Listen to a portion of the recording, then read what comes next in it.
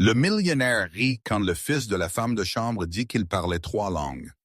Il se moqua du garçon jusqu'à des minutes plus tard. Le gamin traduisit quelque chose qui révéla un dangereux secret. Et cela changea tout. Le son du verre brisé résonna à travers le manoir Thornton à précisément 19h43. Mais ce n'était pas un accident. C'était le moment exact où Elena Martinez réalisa que son fils était sur le point de tout changer. Elle avait supplié Dieu ce matin-là, littéralement supplié sur ses genoux dans leur appartement d'une pièce, les mains jointes si fort que ses phalanges devinrent blanches. Juste aujourd'hui, elle murmura dans le silence. « S'il vous plaît, juste laissez-moi passer aujourd'hui sans perdre ce travail. » Sa babysitter avait annulé à 6 heures du matin. Pas d'avertissement, pas d'excuses, juste un message texte qui fit chuter l'estomac d'Elena. « Désolé, ne peut pas venir. » Danny avait 9 ans. Assez vieux pour comprendre que sa mère travaillait à nettoyer les maisons d'autres gens. Assez vieux pour savoir qu'il ne pouvait pas se permettre de perdre un autre travail. Assez vieux pour rester silencieux dans les coins et se rendre invisible. Mais pas assez vieux pour ce qui était sur le point d'arriver. Vous ne pouvez pas l'amener ici. Richard Thornton se tenait à l'entrée des domestiques, bloquant le pas de la porte comme un mur de cologne chère et d'irritation à peine contenue. Ses yeux passèrent avec des chaussures usées d'Elena au sac à dos de son fils, calculant quelque chose qu'elle ne pouvait nommer. « Elena, nous avons discuté des limites. Monsieur Thornton, La voix d'Elena se brisa. Elle détestait ce son, le son du désespoir. Mais babysitter a annulé et je n'ai nulle part. C'est un dîner d'affaires. Il la coupa sans élever la voix. C'est ce que l'argent faisait. Il vous rendait assez puissant pour ne pas crier.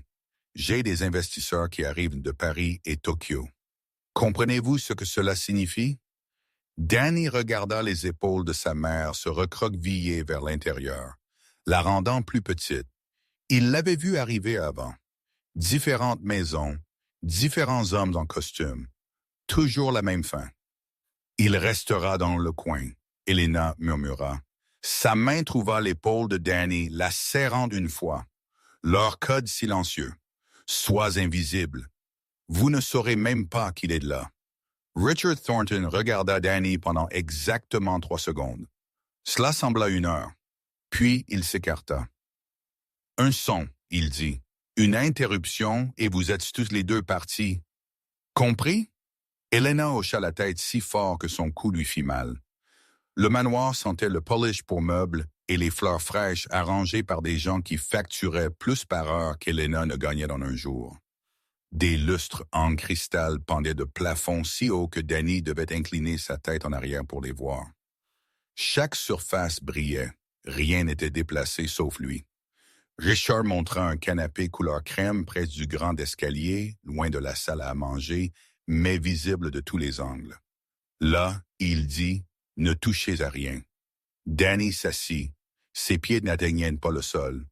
Elena disparut dans la cuisine, la tête baissée, se déplaçant avec l'invisibilité pratiquée de quelqu'un qui avait appris à exister dans des espaces qui n'étaient pas faits pour elle. À travers le pas de la porte, Danny pouvait l'entendre travailler. Le tintement silencieux d'assiettes chères, le doux bruissement de serviettes en tissu pliées en triangle parfait. Les investisseurs arrivèrent par étapes. D'abord vint le rire de l'allée, puis des voix dans le foyer parlant des langues que Danny reconnaissait, mais Richard ne s'attendait pas à ce qu'il les reconnaisse. Français et anglais glissant l'un dans l'autre comme de l'eau. L'analyse de marché semble favorable. Un homme dit en anglais, son accent aigu autour des bords. Basure, mais l'allocation des risques. Un autre répondit, changeant en français au milieu de la phrase, a besoin de clarification avant que nous procédions. Les oreilles de Danny se dressèrent, non pas parce qu'il essayait d'écouter, parce qu'il ne pouvait pas s'en empêcher. Sa mère appelait cela un don. Son professeur de 3e année appelait cela un développement linguistique inhabituel. Madame Chen, la femme âgée pour qui Elena travaillait, appelait cela avoir l'oreille musicale. Madame Chen avait été française, mariée à un Américain, vivant en Californie avec un petit-fils qu'elle n'avait pas vu depuis 12 ans. Elle avait passé 3 ans à enseigner à Danny sans le vouloir, remplissant le silence de sa grande maison vide avec des histoires en 3 langues. « Tu me rappelles, lui, » elle disait, touchant la joue de Danny avec des mains parcheminées. « Il aurait ton âge maintenant. » Puis elle était partie et Helena perdit ce travail aussi. Richard Thornton se déplaçait dans la pièce comme un chef d'orchestre, orchestrant les conversations, versant du vin, riant au moment précisément juste. Il portait la confiance comme un autre costume cher. Danny se fit plus petit sur le canapé, remonta ses genoux, ouvrit un livre de bibliothèque sur l'Égypte ancienne et fit semblant de lire pendant que les hommes parlaient affaires autour d'amuse-gueules qui coûtaient plus que son déjeuner scolaire pendant un mois. Les termes sont tout à fait clairs, un investisseur dit en français, son ton doux comme de la soie. Absolument, Richard accepta en anglais. Clair comme du cristal. Mais il ne disait pas la même chose. La tête de Danny se leva de son livre. L'investisseur français venait de dire quelque chose sur des termes ajustables, tout en parlant anglais, de taux fixe. Les mots ne correspondaient pas, même pas de près. Il regarda sa mère, visible un instant dans le pas de la porte de la salle à manger. Elle le regardait avec de grands yeux. « Ne fais pas », son expression disait. « S'il te plaît, ne fais pas. » Danny retourna à son livre, lut la même phrase 4 fois sans comprendre un seul mot. « Comme c'est charmant », l'une des épouses dit, le remarquant pour la première fois. « Richard, vous n'avez pas mentionné que vous aviez un fils. » La pièce se tut pendant exactement 2 secondes. « C'est l'enfant des domestiques », Richard dit doucement. « Elle a eu une urgence de garde d'enfant. » Le sourire de la femme ne faiblit pas, mais quelque chose derrière ses yeux le fit. « Oh, » elle dit, « comme vous êtes accommodant. » Personne ne regarda Danny après cela. Il cessa d'exister à nouveau, juste partie du mobilier, moins important que les chaises sur lesquelles il s'asseyait. Le dîner fut servi. Helena se déplaçait entre la cuisine et la salle à manger comme un fantôme, remplissant les verres d'eau avant que quiconque ne remarque qu'ils étaient vides, retirant les assiettes avant que quiconque ne finisse de mâcher. Danny regarda ses mains trembler légèrement alors qu'elle posait un plat de quelque chose qui sentait les herbes et l'argent. La conversation devint plus forte. Le vin rendait les gens confiants. Les affaires les rendaient insouciants. La clause de responsabilité, un investisseur dit en français, se penchant en arrière dans sa chaise, elle est tout à fait favorable pour nous. Non, très favorable. Un autre accepta en français. Il ne réalisera pas avant qu'il soit trop tard. Richard leva son verre. Messieurs, je crois que nous avons la fondation pour quelque chose d'extraordinaire. Ils trinquèrent en 3 langues. Entrechoquèrent du cristal qui coûtait plus que les frais de scolarité de Danny, sourire avec des dents qui avaient été blanchies professionnellement. Et Danny sentit son cœur commencer à battre parce que Richard venait d'accepter des termes qui n'étaient pas traduits.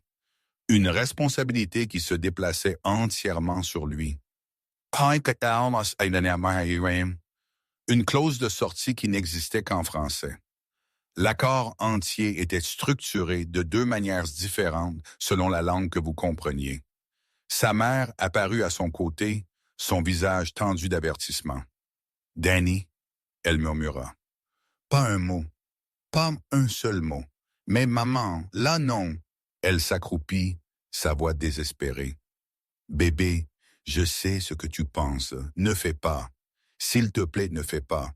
Il ne sait pas à quoi il consent. Ce n'est pas notre affaire. » Les yeux d'Helena étaient brillants de larmes non versées. « Nous n'avons pas le droit d'avoir des opinions dans des maisons comme celle-ci. Nous travaillons juste. Nous gardons la tête baissée. Nous survivons. » Danny regarda au-delà d'elle Richard Thornton, qui signait quelque chose maintenant, riant, complètement inconscient qu'il était sur le point de tout perdre. « Maman, si tu dis quoi que ce soit... » La voix d'Helena se brisa. « Si tu m'embarrasses devant ces gens, je perdrai ce travail. Et il m'a fallu 3 mois pour trouver celui-ci. 3 mois, Danny. Comprends-tu ce que cela signifie? Il comprit. Il comprit qu'ils étaient à 2 chèques de paye de l'expulsion, que ses chaussures étaient tenues ensemble avec du ruban adhésif, que sa mère pleurait tranquillement dans la salle de bain quand elle pensait qu'il dormait, mais il comprit aussi ce qui se passait à cette table. Va à la cuisine, Elena dit.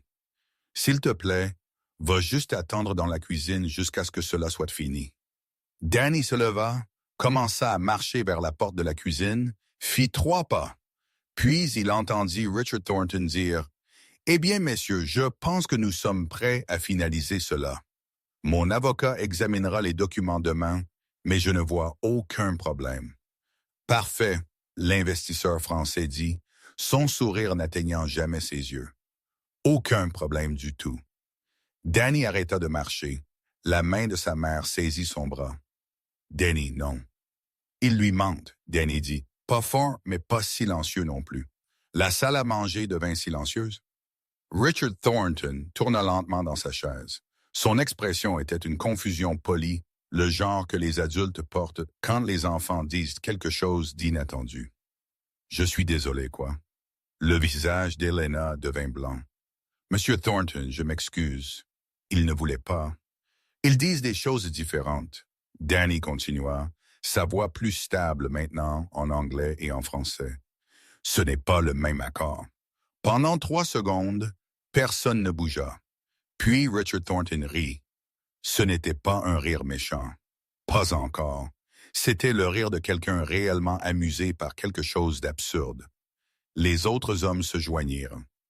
Des rires polis, des sourires amusés. Eh bien, Richard dit, toujours souriant, c'est toute une imagination que vous avez là, fiston. Je ne suis pas votre fils, Danny dit tranquillement, et je ne l'imagine pas. La température dans la pièce chuta de 10 degrés. Le sourire de Richard resta en place, mais ses yeux devinrent durs. Elena, s'il vous plaît, retirez votre enfant de la zone de repas. Oui, monsieur, tout de suite. Je suis tellement désolé. Elena saisit le bras de Danny plus ferme. Attendez. Un des investisseurs se pencha en avant, la curiosité remplaçant l'amusement. Comment savez-vous ce que nous disons? Danny regarda sa mère. Elle secouait frénétiquement la tête, murmurant le mot non encore et encore. Je parle 3 langues, Danny dit. Portugais, anglais et français. La pièce explosa de rire. De vrai rire cette fois, Richard Thornton faillit s'étouffer avec son vin. 3 langues, il répéta, s'essuyant les yeux. Oh, c'est riche, c'est absolument riche. Richard, l'une des épouses essaya. Peut-être un enfant de 9 ans de Richard, gesticula vaguement vers Elena, vers Danny, vers tout ce qu'il représentait. Me dit qu'il parle 3 des langues. Quelle est la prochaine étape? Va-t-il critiquer ma sélection de vin? Les investisseurs riaient maintenant.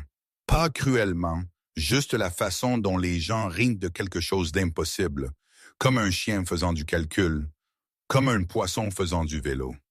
Le visage d'Elena se froissa. Je suis tellement désolé, Monsieur Thornton. Il regarde des vidéos en ligne et il pense. Je ne pense pas, Danny dit. Sa voix se brisa. Je sais, et il vous trompe.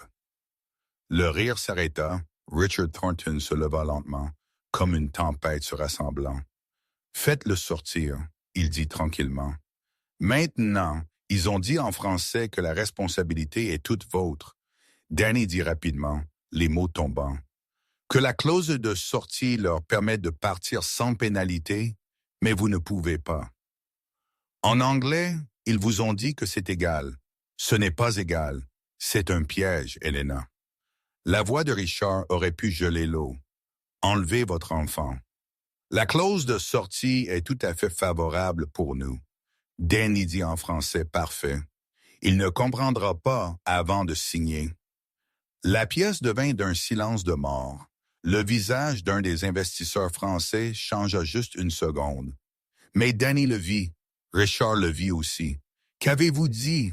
Richard demanda lentement. C'est ce qu'ils ont dit il y a 15 minutes. Danny se dégagea de l'emprise de sa mère. Pendant que vous versiez du vin, ils ont dit en français que la clause de sortie est tout à fait favorable pour eux, et vous ne comprendrez pas avant de signer. Mais en anglais, ils vous ont dit que les termes sont clairs comme du cristal et complètement justes. Seth, Richard regarda ses investisseurs. Ce n'est pas la section d'allocation des risques. Danny continua. Sa voix tremblait maintenant, mais il ne pouvait pas s'arrêter. En anglais, ils ont dit que c'est distribué également. En français, ils ont dit qu'il assume tous les risques. Pas eux. Vous, pas eux. Vous. Un des investisseurs commença à parler. Arrêta, commença à nouveau en anglais fortement accentué. C'est un malentendu. Ce n'est pas un malentendu, Danny dit, sa voix stable maintenant. J'ai entendu chaque mot. J'ai entendu chaque mot.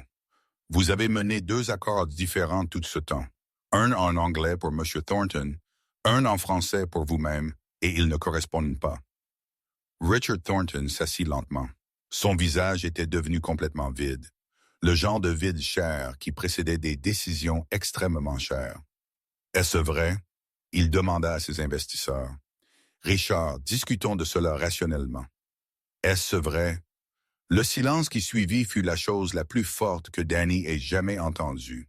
Helena s'enfonça dans une chaise, couvrant son visage de ses mains. Elle pleurait maintenant, des larmes silencieuses et impuissantes.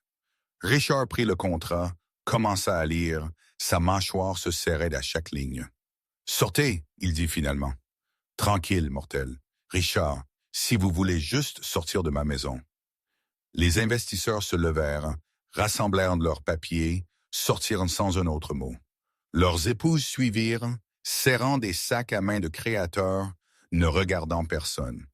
La porte d'entrée se ferma. Puis, il n'y avait plus que 3 personnes dans cette immense salle à manger. Helena, Danny et Richard Thornton, tenant un contrat qui l'aurait ruiné.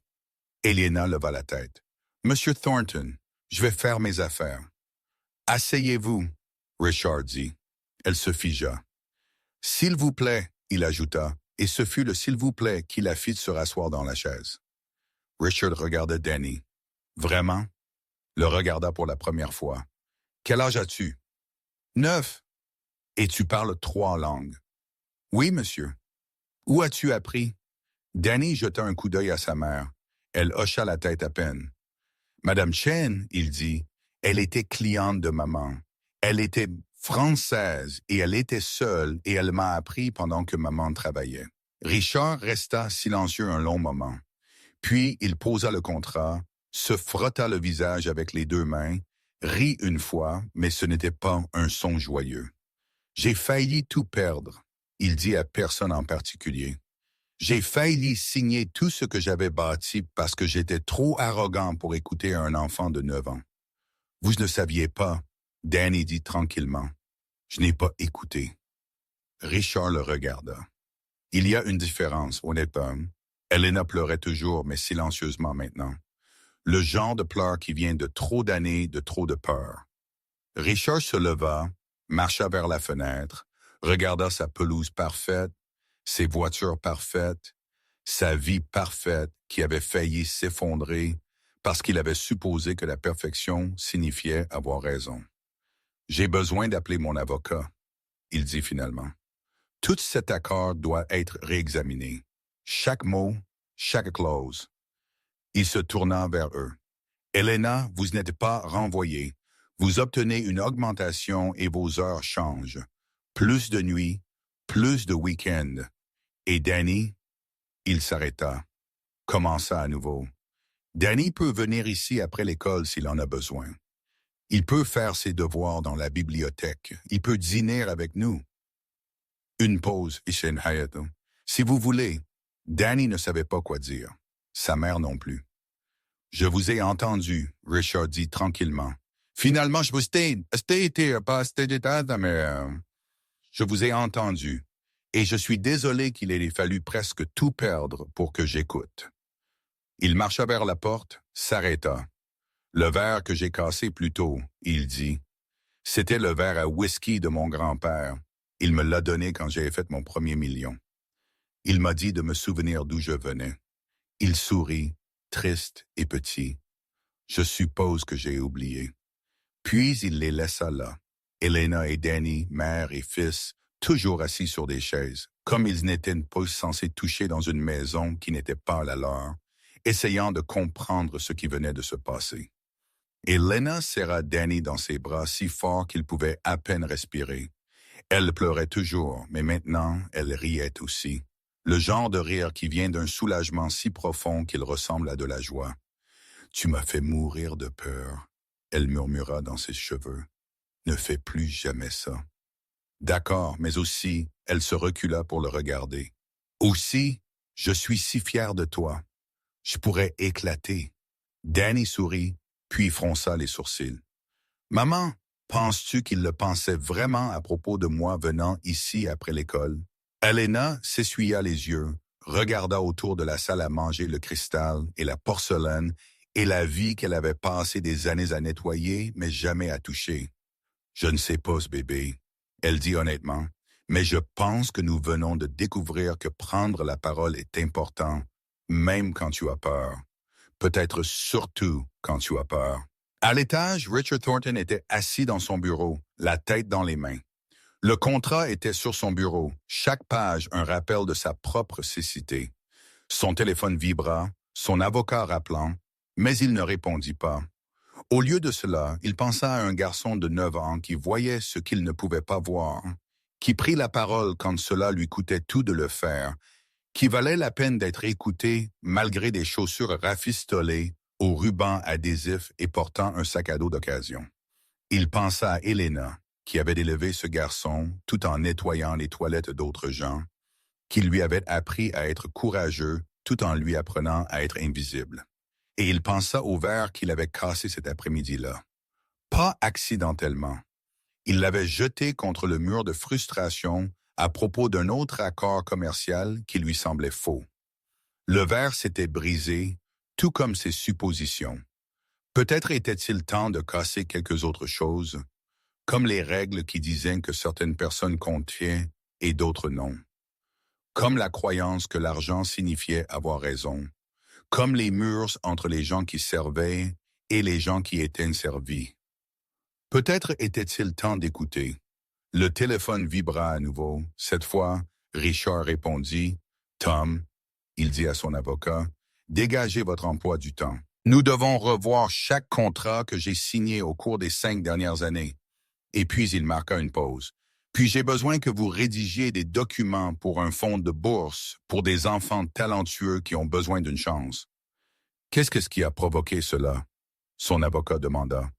Richard regarda le verre cassé, toujours éparpillé sur le sol de son bureau, au contrat qui l'aurait ruiné, à la vue de sa fenêtre qui semblait soudainement différente. « Disons simplement, » il dit tranquillement, « quelqu'un m'a rappelé ce que j'avais oublié. » Il raccrocha, redescendit, trouva Elena et Danny toujours dans la salle à manger, l'air perdu.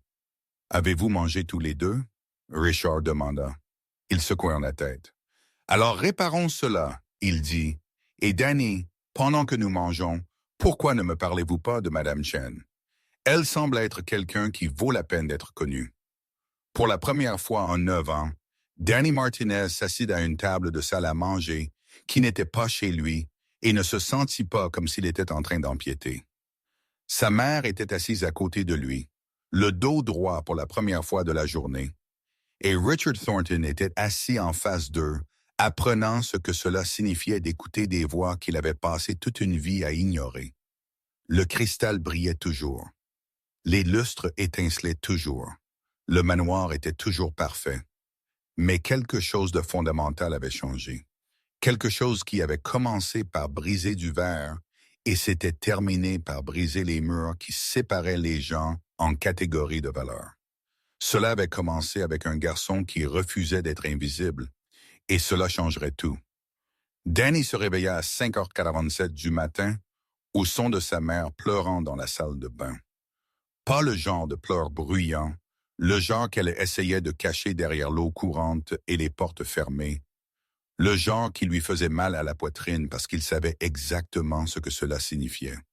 Elle pensait qu'ils avaient tout perdu. Il pressa son oreille contre la porte fine. « Maman, L'eau se coupa. Silence. Puis sa voix, trop brillante, trop forcée.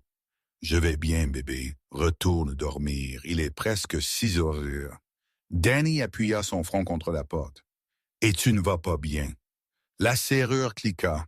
Elena ouvrit la porte, ses yeux rouges mais secs maintenant. Elle avait effacé les preuves, mais Danny avait appris à lire les choses qu'elle ne pouvait pas cacher. Les mains tremblantes, la façon dont elle se tenait trop immobile, comme si bouger pouvait la briser. « J'ai fait un mauvais rêve », elle mentit. À propos de la nuit dernière, ce n'était pas une question. Elena s'affaissa sur le bord de la baignoire, ayant soudain l'air de décennies de plus que ses 32 ans. « Danny, j'ai besoin que tu comprennes quelque chose. Ce que tu as fait hier. »« Je suis désolé, » il dit rapidement. « Je sais que j'aurais dû rester silencieux. Je sais que je t'ai embarrassé. »« Arrête !» Elena saisit ses épaules, le regardant droit dans les yeux. « N'ose pas t'excuser d'avoir raison. Ne t'excuse jamais d'avoir dit la vérité. » Danny cligna des yeux. « Mais tu as dit que j'avais peur. »« J'ai toujours peur. » Sa voix se brisa. Parce que des hommes comme Richard Thornton, ils disent des choses sur le moment. De belles choses. Mais quand le soleil se lève et qu'ils se souviennent qui nous sommes, elle s'interrompit, incapable de finir.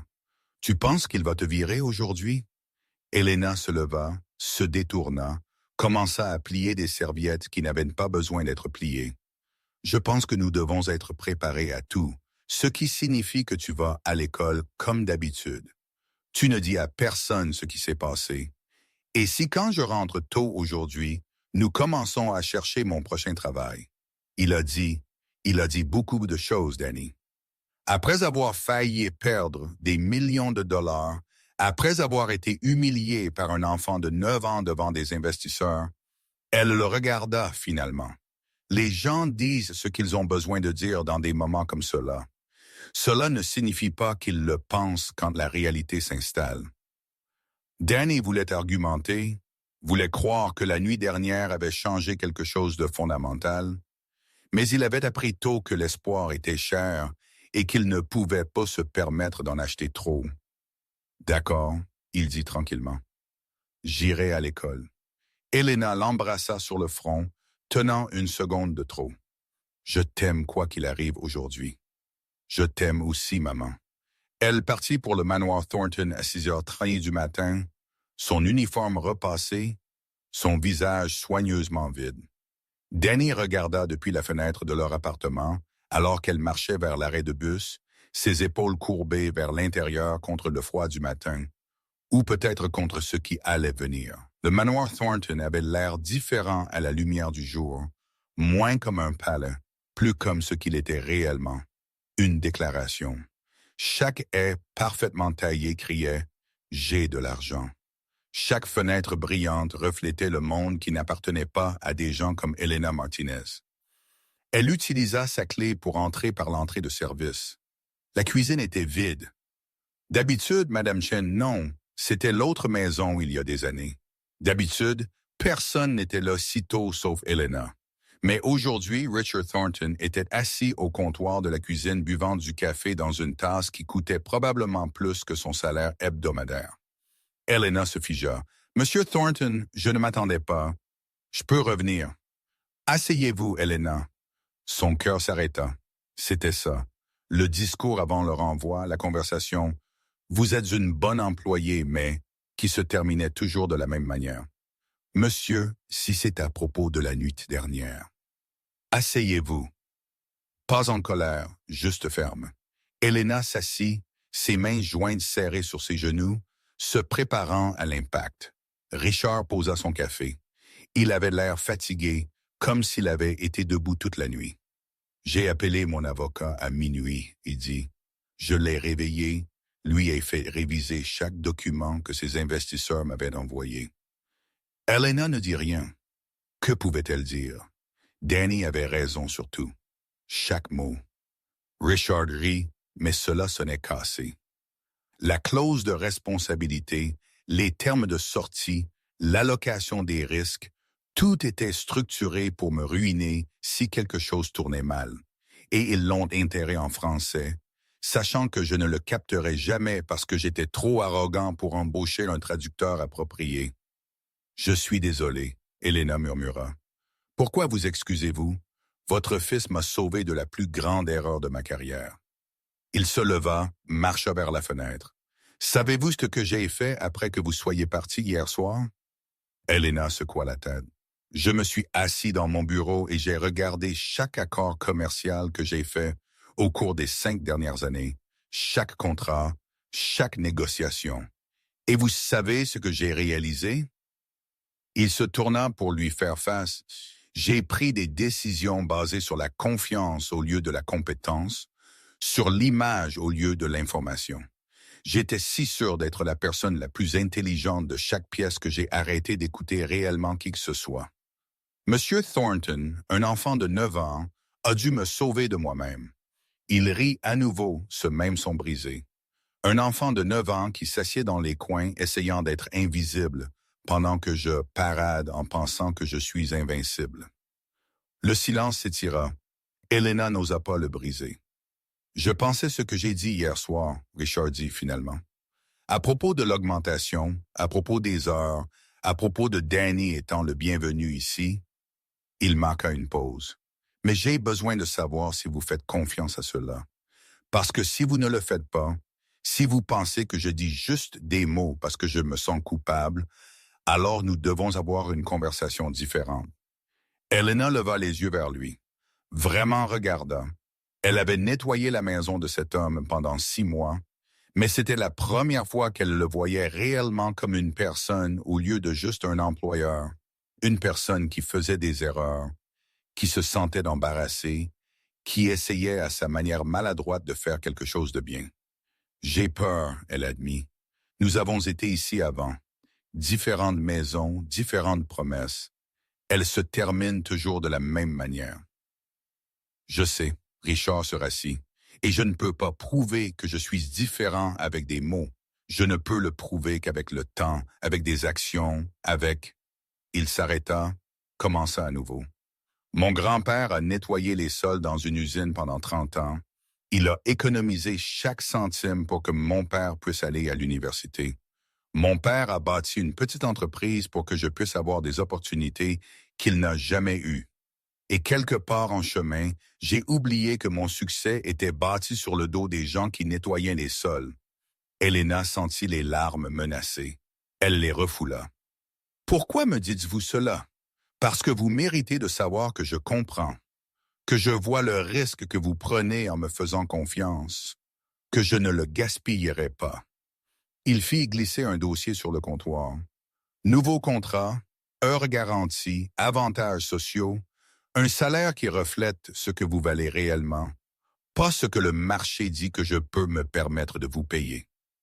Les mains d'Elena tremblèrent alors qu'elle ouvrait le dossier. Les chiffres sur la page n'avaient pas de sens. Ils étaient trop élevés, presque le double de ce qu'elle gagnait maintenant. Je ne peux pas, c'est trop.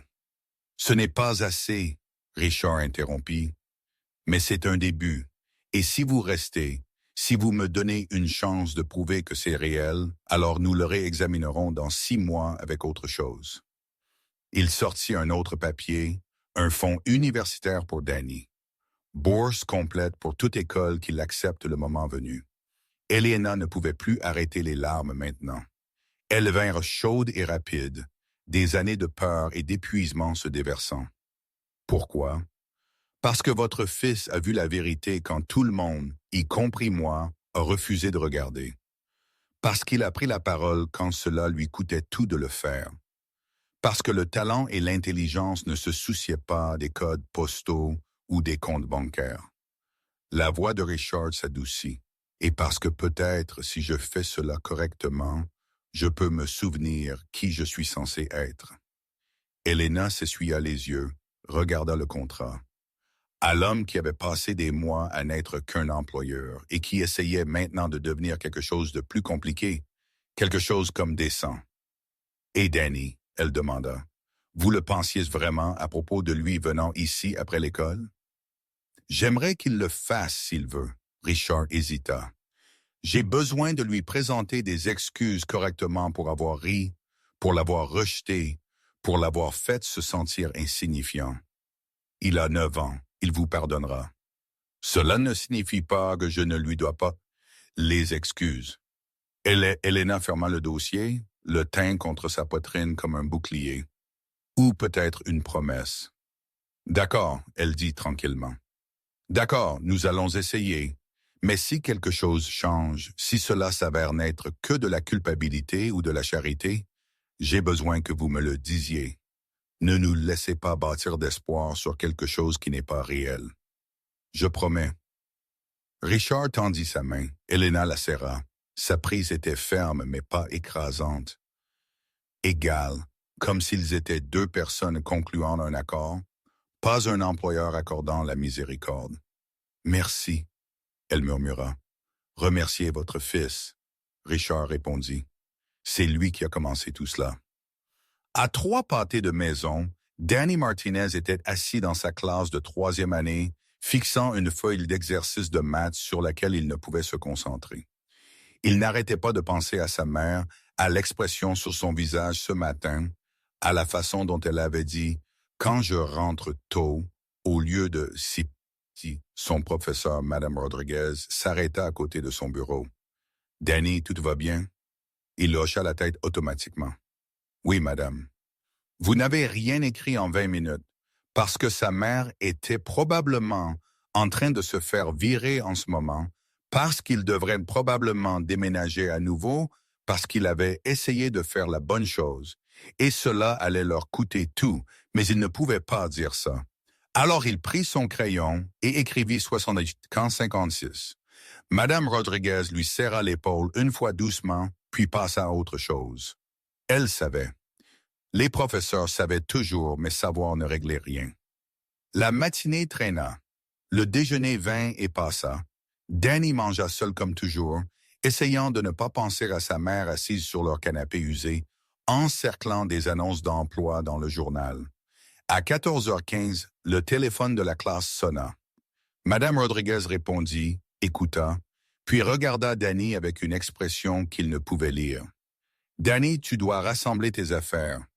Quelqu'un est ici pour venir te chercher. » Son estomac se serra.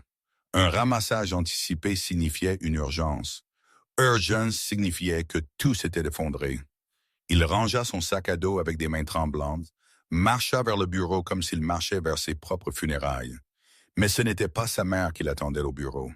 C'était Richard Thornton, portant un jean et une chemise normale, l'air complètement déplacé parmi les chaises en plastique et les œuvres d'art des enfants. Il se leva quand Danny entra, les mains dans ses poches comme s'il ne savait pas quoi en faire. « Salut, Danny », il dit. Et puis, avant que quiconque d'autre ne puisse parler, « Je te dois des excuses. » Danny regarda fixement. La secrétaire du bureau regarda fixement. Madame Rodriguez, qui l'avait suivi, regarda fixement. « J'ai ri de toi, » Richard continua. « Je t'ai rejeté. Je t'ai fait te sentir petit et sans importance. Et j'avais tort. Complètement tort. Tu étais la seule personne dans cette pièce assez courageuse pour dire la vérité. Et je suis désolé de ne pas avoir écouté la première fois que tu as essayé de me le dire. » Danny sentit sa gorge se serrer. « C'est bon.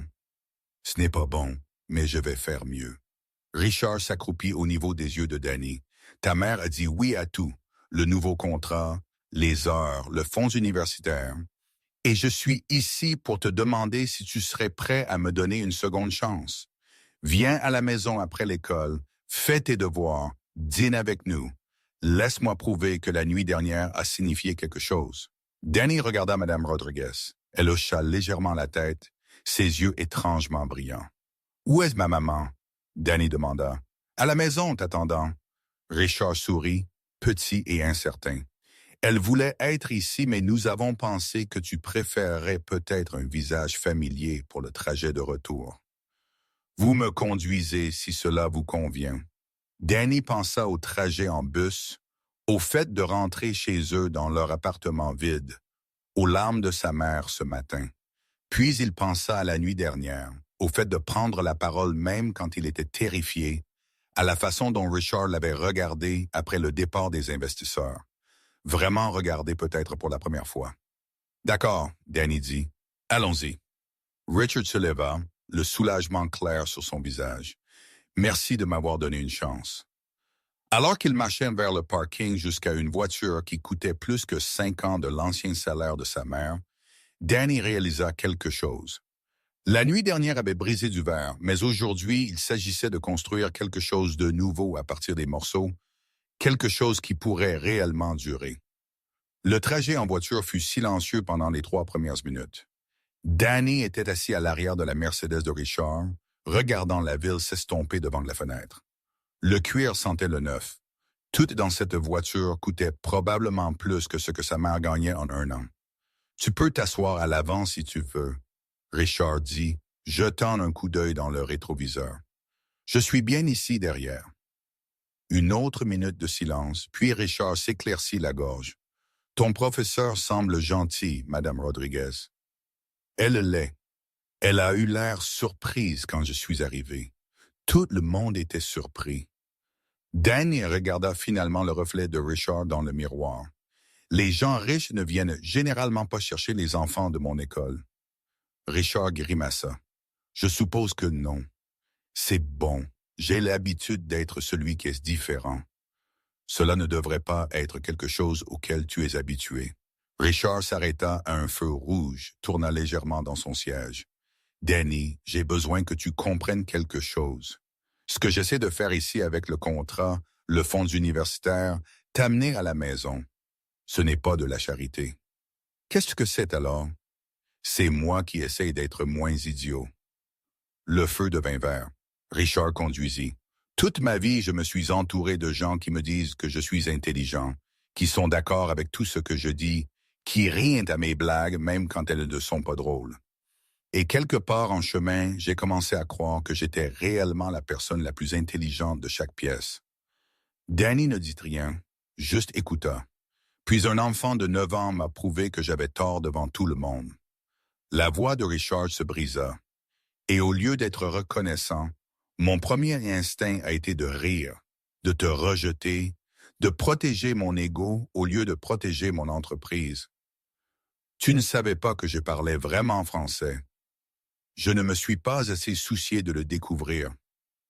Richard entra dans son allée, coupa le moteur, se tourna pour faire face à Danny pleinement. C'est la partie qui me tient éveillé la nuit. Pas que je ne te croyais pas, que je n'ai même pas envisagé que tu pouvais dire la vérité. Danny détacha sa ceinture de sécurité lentement. Ma maman dit que les gens riches ne nous voient pas. Ils voient à travers nous comme si nous étions du verre. Ta maman a raison. Richard ouvrit sa porte, et j'essaye de casser ce verre si tu me laisses faire. Ils entrèrent dans la maison ensemble. Elena était dans la cuisine et le soulagement sur son visage quand elle vit Danny lui serra la poitrine. Bébé. Elle le serra dans ses bras pour un câlin qui dura plus longtemps que d'habitude. Tu vas bien? Monsieur Thornton s'est excusé devant tout le monde à l'école. Elena regarda Richard par-dessus la tête de Danny. Quelque chose passa entre eux. De la compréhension peut-être, ou le début de la confiance. Il m'a dit. Elena dit, viens, j'ai fait ton plat préféré. Danny s'arrêta. Tu as cuisiné ici? Monsieur Thornton a dit que je pouvais utiliser la cuisine. Dit, c'est notre maison maintenant aussi, si nous voulions l'être. Les mots restèrent en suspens dans l'air. Maison.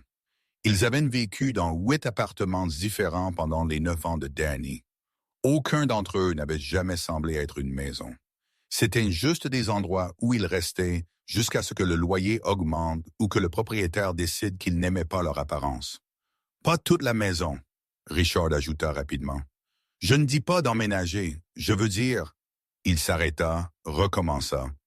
Ce que je veux dire, c'est que vous êtes les bienvenus ici, tous les deux.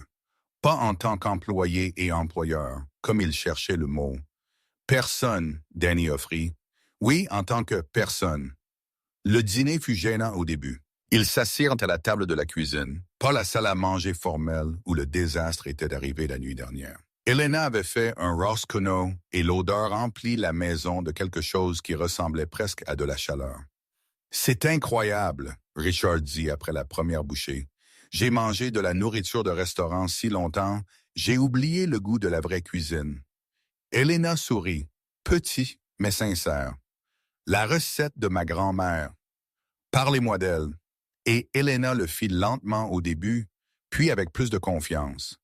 Elle parla de grandir dans une petite maison à São Paulo, de sa grand-mère qui avait élevé 6 enfants tout en travaillant 3 emplois, de venir en Amérique avec rien d'autre que l'espoir et une valise. Danny regarda sa mère se transformer, vit ses épaules se redresser, entendit sa voix devenir plus forte.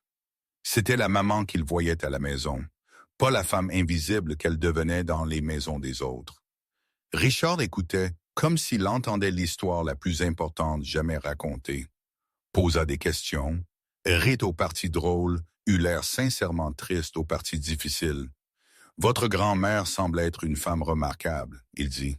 « Elle vous aurait aimé, » Elena répondit, puis se reprit. « Je veux dire, elle y aurait vu à travers moi. » Richard termina.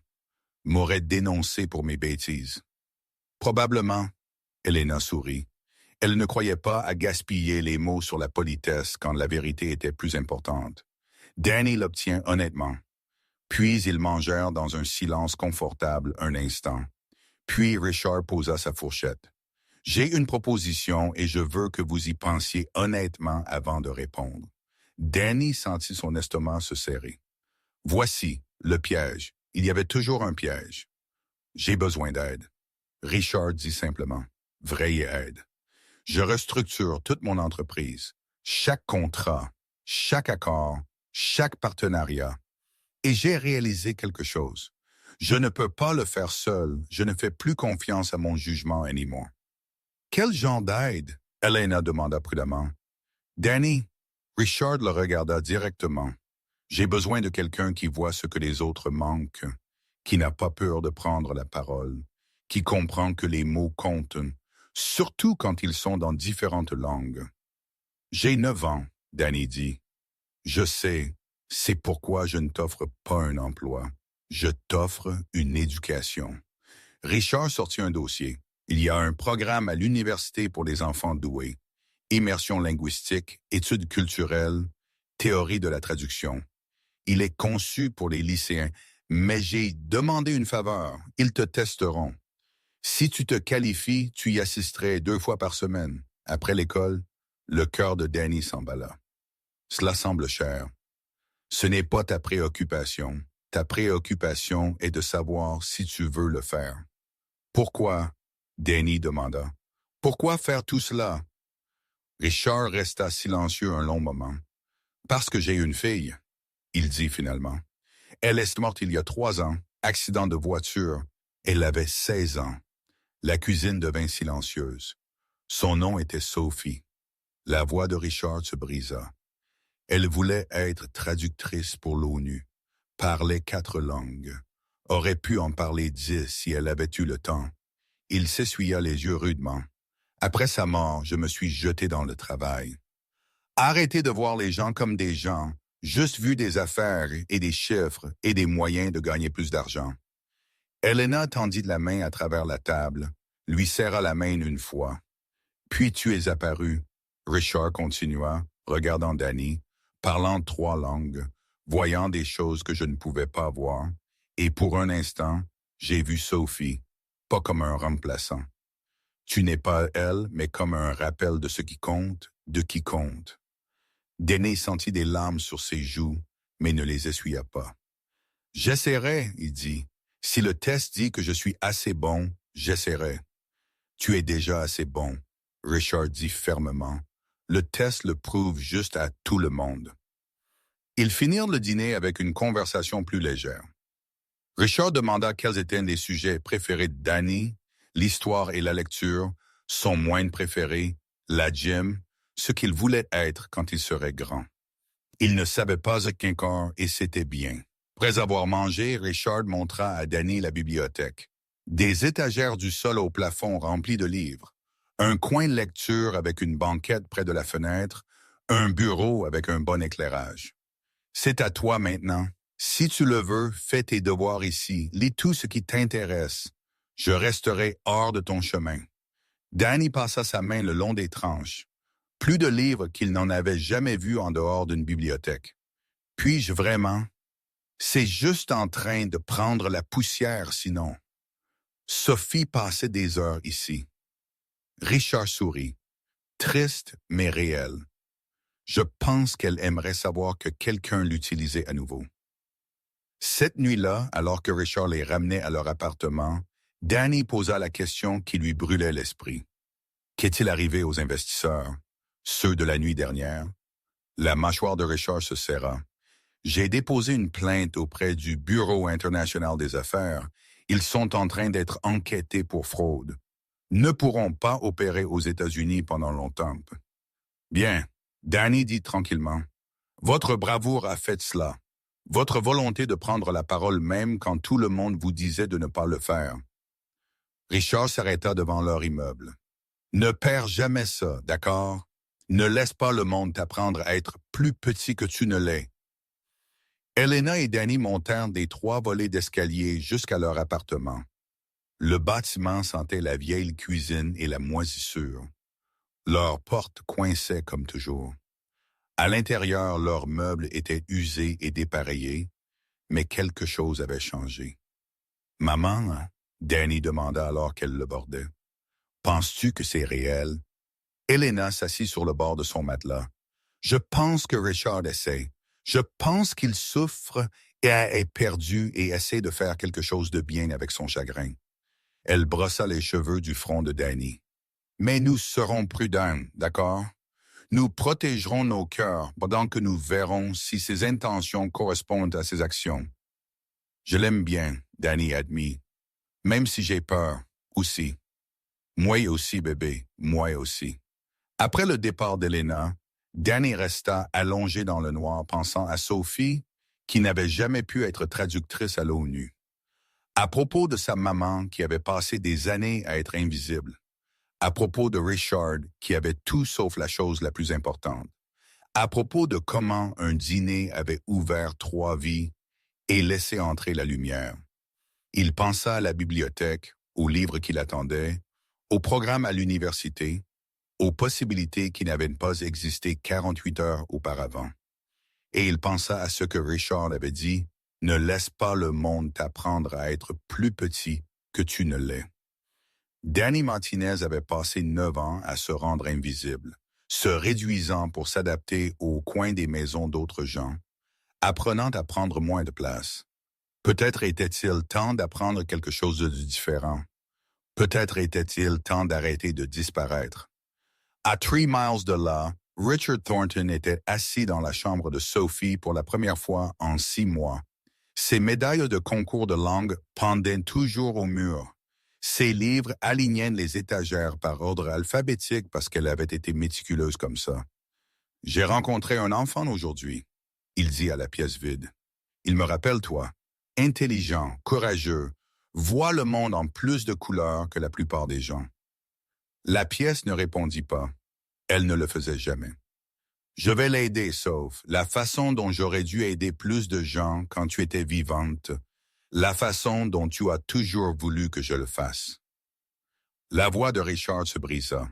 « Je ne peux pas te ramener, mais peut-être que je peux m'assurer qu'un autre enfant avec ton don ne soit pas négligé. Peut-être que c'est quelque chose. » Il resta assis là jusqu'à minuit parlant à sa fille qui ne répondrait jamais, faisant des promesses à un garçon qu'il connaissait à peine, essayant de trouver comment être une personne digne d'être écoutée. Dehors, la ville dormait. Demain apporterait de nouveaux défis. Le test à l'université, plus de conversations, plus de chances de réussir ou d'échouer. Mais cette nuit, 3 personnes étaient allongées dans leurs lits séparés, chacune portant une petite flamme d'espoir. Ils avaient peur d'examiner de trop près parce que l'espoir était dangereux quand on avait passé toute sa vie à apprendre à vivre sans lui. Mais peut-être, juste peut-être, cette fois, cela valait le risque. Le centre de test de l'université sentait le vieux papier et l'énergie nerveuse. Danny était assis sur une chaise trop grande pour lui, entouré d'adolescents qui semblaient avoir le double de son âge. Ils le fixaient, certains curieux, la plupart dédaigneux. Un enfant de 9 ans n'avait pas sa place ici. Il faillit se lever et partir. Danny Martinez, une femme aux yeux gentil et aux cheveux argentés, apparut dans le pas de la porte. « Je suis le docteur Chen. Oui, comme votre Madame Chen. Famille est différente, mais je la connaissais. Elle parlait de vous. » La gorge de Danny se serra. « Elle l'a fait. Elle vous appelait son petit-fils accidentel, dit que vous aviez un don. » Le docteur Chen sourit. Voyons si elle avait raison. La salle de test était petite, juste un bureau, 2 chaises et un appareil d'enregistrement. Le docteur Chen était assis en face de lui, ses mains calmement croisées. « Je vais vous parler en 3 langues, portugais, anglais et français. Parfois, je changerai au milieu de la phrase. Je veux que vous répondiez dans la langue qui vous semble naturelle. N'y pensez pas, laissez juste couler. Compris? » Danny hocha la tête. « Bien, commençons. » Le docteur Chen passa au portugais sans avertissement. « Dites-moi pourquoi vous êtes ici aujourd'hui. » Danny répondit en portugais, expliquant à propos du dîner, à propos des investisseurs, à propos de Richard voulant l'aider à apprendre. Le docteur Chen passa au français au milieu de la conversation, et vous avez remarqué la divergence purement en écoutant. Danny suivit en français automatiquement. Je ne voulais pas. Les mots ne correspondaient juste pas. De retour à l'anglais. La plupart des adultes manquent ces nuances. Comment un enfant de 9 ans les a-t-il captés? Parce que personne ne s'attend à ce que je comprenne. Danny répondit. Donc ils ne cachent pas ce qu'ils disent. Ils le disent juste. L'expression du Dr. Chen changea.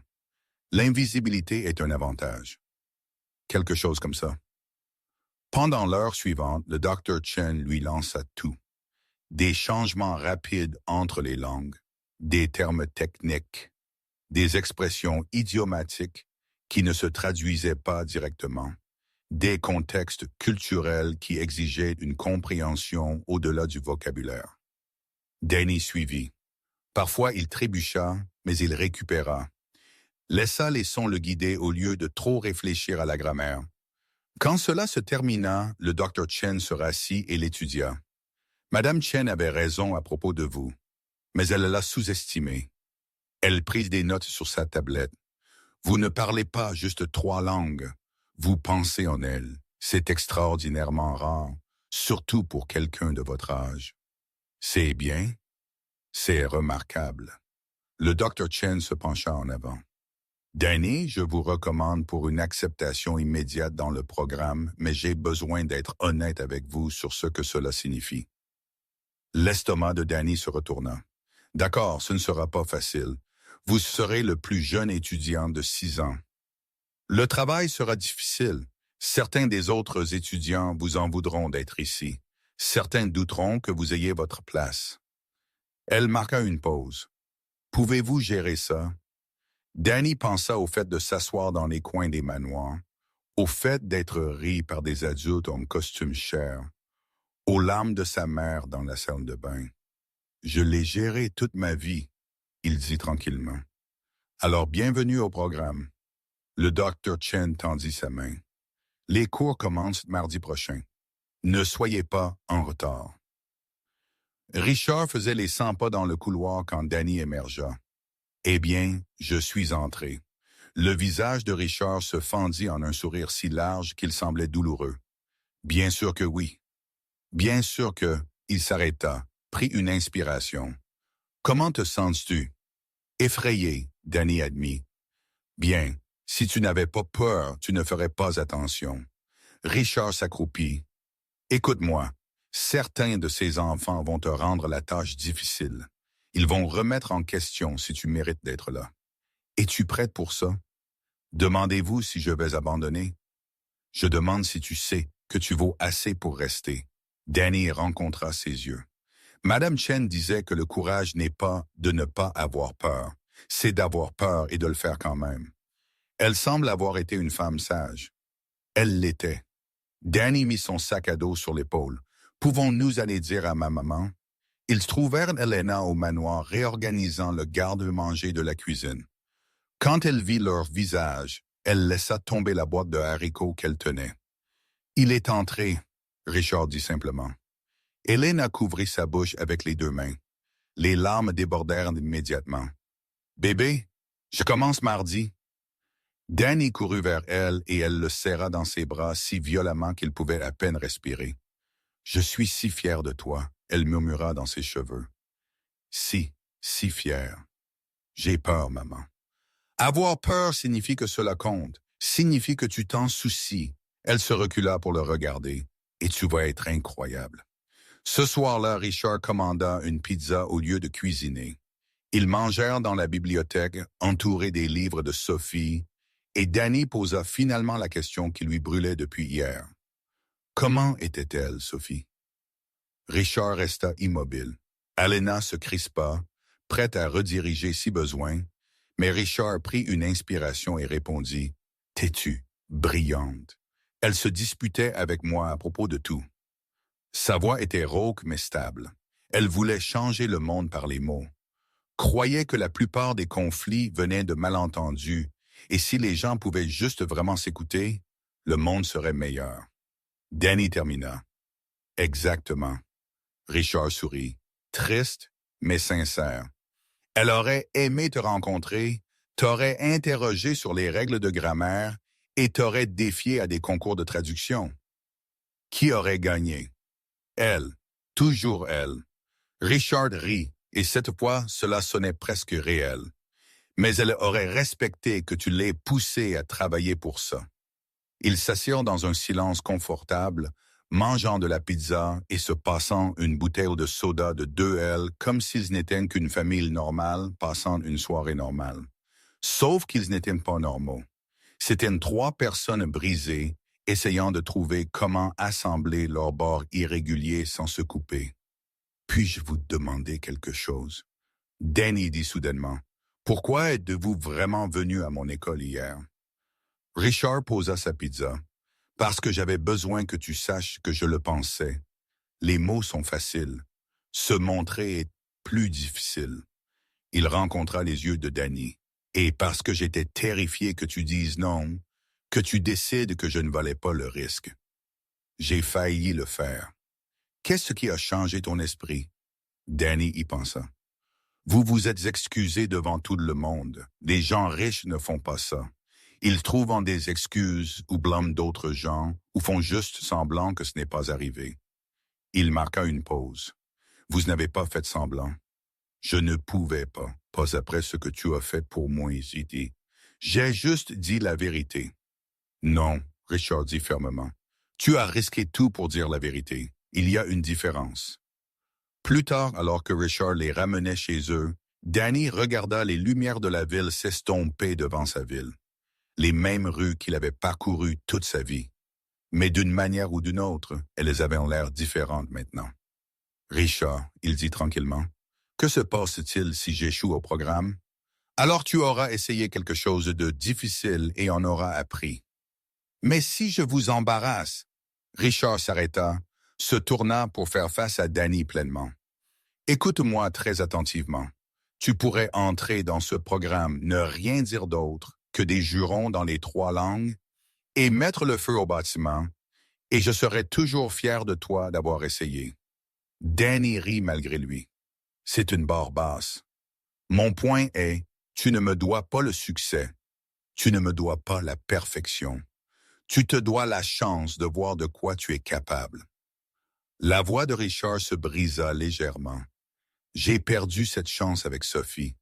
Je la poussais toujours à être meilleure, à accomplir plus. Et puis elle est partie, et je n'ai jamais pu lui dire qu'elle était déjà assez. Je pense qu'elle le savait. Peut-être, mais j'aurais dû le dire plus. Richard repartit sur la route. Alors, je te le dis maintenant. Tu es déjà assez, Danny. Tout le reste est juste en plus. Quand ils atteignirent l'appartement, Elena accompagna Danny à l'étage pendant que Richard attendait dans la voiture. À leur porte, elle s'agenouilla à son niveau. Ce programme, le manoir, Richard, tout va si vite. Es-tu d'accord avec ça? Danny réfléchit. Je pense que oui. C'est bizarre, mais bizarre bien. Si jamais ça cesse de te faire du bien, tu me le dis immédiatement. Nous nous en allons. Quoi qu'il arrive, Elle saisit ses épaules. Tu comprends? Rien ne vaut de se perdre. Je comprends, maman. Bien. Elle l'embrassa sur le front. Maintenant, rentre et fais tes devoirs. Certaines choses restent normales même quand tout le reste change. Danny entra, mais avant de commencer ses devoirs, il sortit le livre de bibliothèque sur l'Égypte ancienne qu'il lisait la nuit du dîner. Il avait à peine lu 3 pages cette nuit-là, trop distrait par les conversations autour de lui. Maintenant, il se souvenait à peine pourquoi il avait été si intéressé par les pyramides. Le monde était devenu plus grand et effrayant et plein de possibilités. Il pensa à Mardi et entrer dans une pièce pleine d'adolescents qui le verraient comme un enfant, à se prouver encore et encore, à porter le poids du chagrin de Richard et des espoirs de sa mère et de la mémoire de Madame Chen. C'était beaucoup pour des épaules d'enfant de 9 ans. Mais alors il se souvint des mots de Richard, « Tu ne me dois pas la perfection », et de ceux de sa mère, « Rien ne vaut de se perdre », et du conseil du Dr. Chen du programme, l'invisibilité comme un avantage. Peut-être qu'il n'avait pas besoin d'être parfait. Peut-être qu'il avait juste besoin d'être présent, de se montrer, de prendre la parole quand c'était important et de rester silencieux quand cela ne l'était pas. Être Danny Martinez, qui parlait 3 langues et voyait ce que les autres manquaient et refusait de rester invisible anymore. Il ouvrit son dossier de devoirs et commença ses problèmes de maths. Multiplication simple, facile comparée à tout le reste dans sa vie en ce moment. Parfois simple, était exactement ce dont vous aviez besoin. Dehors, Richard était assis dans sa voiture, fixant l'immeuble délabré où Elena et Danny vivaient. 3 volets d'escalier, peinture écaillée, interphone cassé. Il méritait mieux. Mais les précipiter dans sa maison serait faux, transformerait cela en quelque chose que cela n'était pas censé être. Il ne s'agissait pas de sauvetage. Il s'agissait de respect, de partenariat, de 3 personnes apprenant à se faire confiance lentement, prudemment, un dîner à la fois. Il sortit son téléphone et envoya un message à son avocat. Commencez les documents du fonds universitaire, bourse complète, n'importe quelle école, sans condition.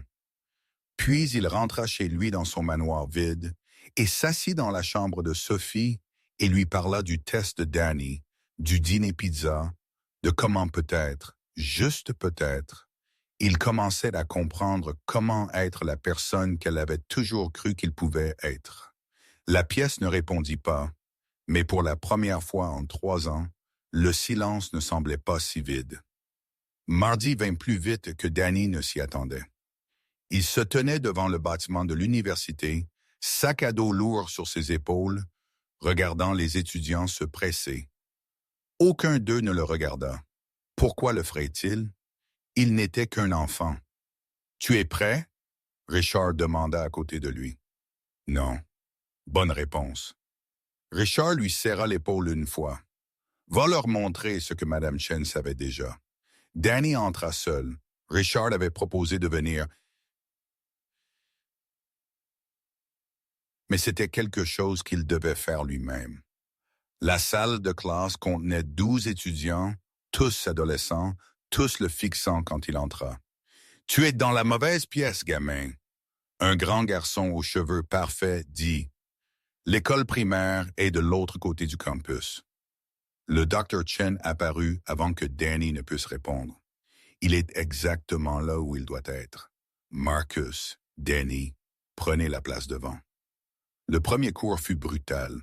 Grammaire technique, conjugaison verbale complexe, contexte culturel que Danny n'avait jamais rencontré. Il lutta, fit des erreurs, sentit son visage brûler quand Marcus rit de sa prononciation d'une liaison française. Mais il n'abandonna pas. Au déjeuner, il s'assit seul dans le couloir mangeant le sandwich que sa maman avait préparé. 2 filles de la classe passèrent, chuchotant. Il capta les mots « cas de charité » et « n'a pas sa place ». Danny finit son sandwich et rentra. Le deuxième cours fut meilleur. Le Dr. Chen leur demanda de traduire un contrat commercial de l'anglais au français. La plupart des étudiants se concentrèrent sur la précision mot à mot. Danny leva la main. La traduction littérale est correcte, mais le sens change. En français, cette clause semble optionnelle. En anglais, elle est obligatoire. La pièce devint silencieuse. Expliquez, le docteur Chen dit. Danny le fit, montrant comment des choix de mots subtils déplaçaient la responsabilité légale. Comment la traduction n'était pas juste une question de vocabulaire. Il s'agissait de comprendre ce que les gens voulaient réellement dire. Quand il eut fini, le docteur Chen sourit. C'est exactement ça. C'est pourquoi nous étudions cela. Les mots ont du pouvoir, surtout quand ils traversent les langues. Marcus ne riait plus. 3 semaines plus tard, Danny rentra chez lui pour trouver sa mère pleurant à leur table de cuisine. Mais cette fois, elle souriait aussi. « Bébé, regarde. » Elle lui montra une lettre, en tête officielle de l'université. Ils veulent m'offrir un poste dans leur département des installations. Meilleur salaire, avantages. De vrais avantages, Danny. Assurance maladie, retraite. Et Richard? Il m'a recommandé. Leur a dit que j'étais la travailleuse la plus acharnée qu'il ait jamais rencontrée. Elena s'essuya les yeux. Il me laisse partir, Danny. Pas renvoyer, libérer, pour que je puisse construire quelque chose qui est à moi. Danny la serra fort dans ses bras. Tu le mérites, maman. Nous deux. Ce soir-là, Richard les emmena dîner, pas au manoir, dans un petit restaurant du centre-ville où les tables vacillaient et la nourriture était parfaite. Je suis fier de vous, Richard dit à Elena. Tous les deux? Vous n'êtes pas triste que nous partions? Triste? Non, reconnaissant. Richard posa sa fourchette. Vous m'avez appris quelque chose d'important. Qu'aider les gens ne signifie pas les retenir. Cela signifie leur donner ce dont ils ont besoin pour voler. C'est vraiment ringard, Danny dit. Richard rit. Sophie me disait la même chose. J'embrasse. Et vous? Elena demanda. Que se passe-t-il maintenant? Je restructure l'entreprise, j'embauche des gens qui me mettront au défi. Et je crée une fondation au nom de Sophie pour des enfants comme Danny, des étudiants doués qui ont besoin d'opportunités, mais ne peuvent pas se les permettre. La fondation Sophie Thornton. Elena dit doucement. Elle aurait aimé ça. La voix de Richard se brisa. Elle vous aurait aimé tous les deux. Le dernier jour de Danny à la bibliothèque du manoir, il trouva un cadeau sur le bureau, un journal en cuir avec son nom gravé sur la couverture. À l'intérieur, Richard avait écrit « Pour Danny, puisses-tu toujours prendre la parole, même quand ta voix tremble. Puisses-tu voir ce que les autres manquent. Puisses-tu ne jamais oublier qu'être petit ne signifie pas être impuissant. Tu as changé ma vie en refusant de rester invisible. Merci, Richard. » En dessous d'une écriture différente, Elena avait ajouté « Bébé, tu m'as appris que le courage n'est pas de ne jamais avoir peur. C'est d'avoir peur et de parler quand même. Je t'aime plus que les mots dans n'importe quelle langue ne peuvent le dire, maman. » Danny traça les lettres avec son doigt, ferma le livre, le tint contre sa poitrine. 4 mois après le dîner, Danny se tenait devant sa classe à l'université. Présentation finale. Il devait traduire un discours de l'anglais au français et au portugais, expliquant les nuances culturelles dans chacun. Ses mains tremblaient. Marcus était assis au dernier rang, les bras croisés. Les autres étudiants regardaient avec des expressions allant de la curiosité au doute. Danny prit une inspiration, commença à parler. Il se déplaçait entre les langues comme de l'eau, lisse et naturelle. Expliqua comment le même message changeait de sens à travers les cultures. Comment la traduction était de comprendre les cœurs, pas juste les mots. Quand il eut fini, la pièce fut silencieuse. Puis le docteur Chen commença à applaudir. Lentement, les autres étudiants se joignirent. Même Marcus hocha la tête, impressionné à contre-cœur. Cela, le docteur Chen dit, est ce que nous sommes ici pour apprendre. Danny vient de vous apprendre plus en 10 minutes que je ne pourrais en 10 semaines. Après le cours, Marcus l'approcha. Tu es en fait plutôt bon à ça. Merci, Danny dit soigneusement. Désolé d'avoir été un idiot au début. Marcus haussa les épaules. Tu as 9 ans. Cela ne semblait pas juste que tu sois meilleur que moi.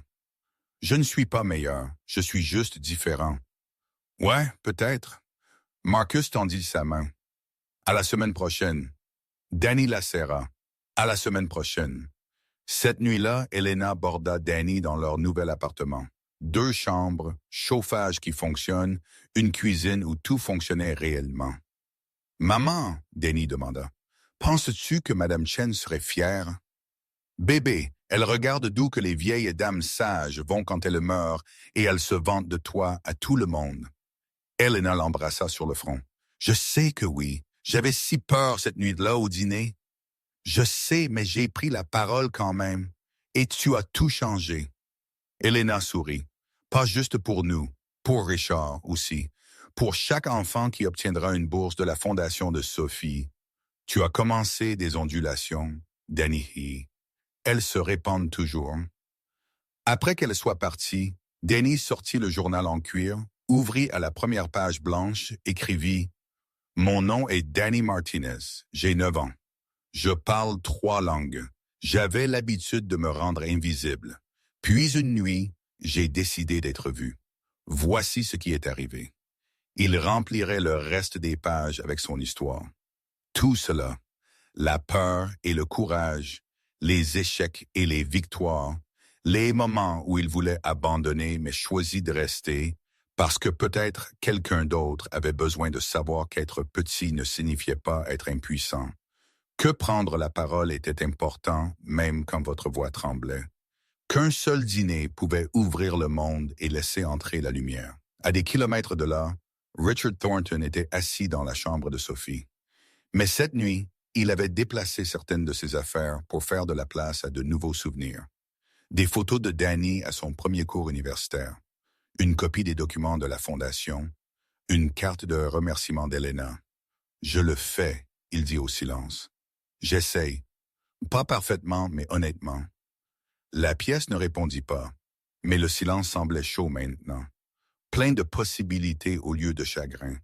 Il pensa à Danny, à Elena, aux investisseurs qu'il avait failli laisser le détruire, à comment le courage d'un garçon lui avait appris à écouter, comment prendre la parole avait changé 3 vies. Richard prit son téléphone, commença à rédiger l'annonce pour la première classe de bourse de la Fondation.